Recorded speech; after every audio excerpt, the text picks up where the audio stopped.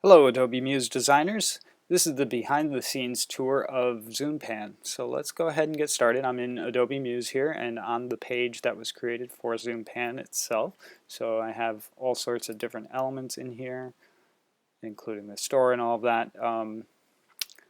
But let's go ahead and click our first header image here and look at the options within ZoomPan.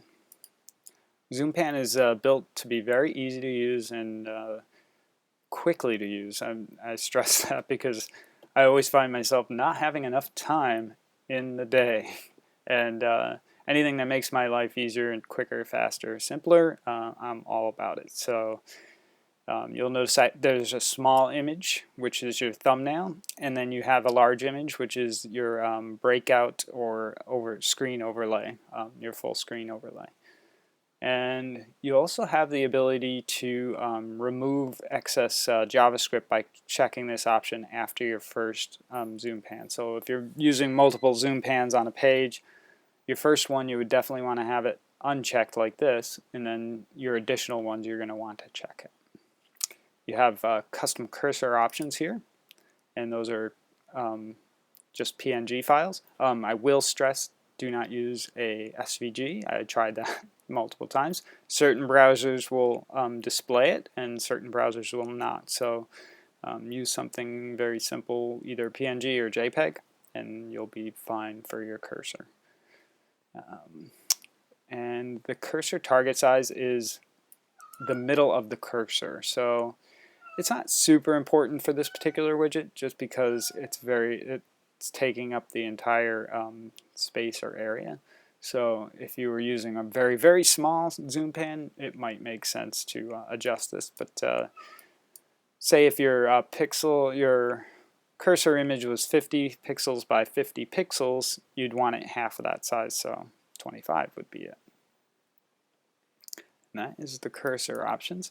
And we have some hover effects. I'm probably going to be adding on to this with future releases, but for right now you have transition speed and hover opacity.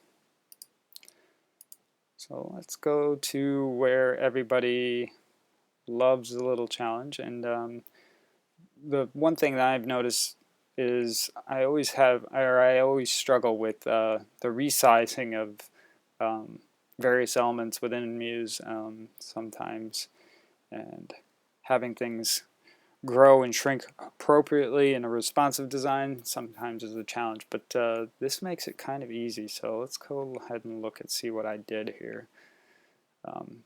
If you remember from the intro video, I had this set to full width and height, so it'll scale responsively for the width and height.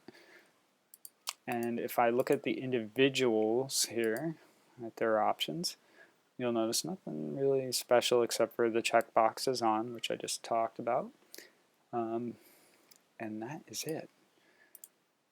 But since I wanted these to kind of react together, so I wouldn't have different odd sizing things and overlapping and all that,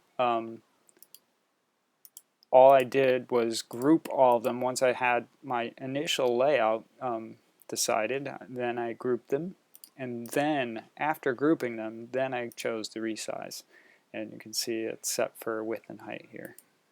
So let's go to a smaller breakpoint and see how this kind of translates.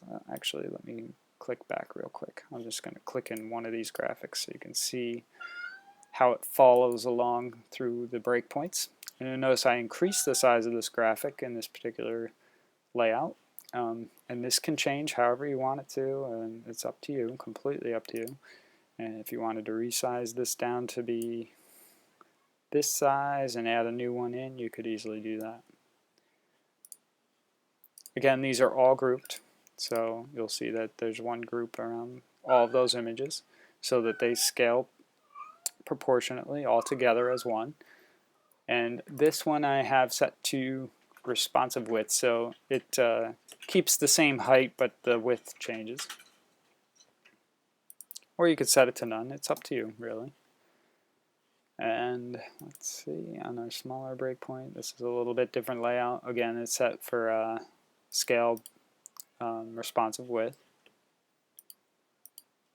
And that's pretty much it. I mean, it really is easy to use, and it adds that a little additional extra functionality, and it works really well in a website design. It's very minimalistic, so obviously when you do zoom up, it blocks out any type of navigation or anything like that, so it's very clean looking. So that is the behind the scenes. It's very quick and easy. I swear, I told you. But that's Zoom Pan in a nutshell. So if you have any questions, feel free to give me a call or send me an email. My email is russ@dodaddle.com. You have yourselves a great day. Bye-bye now.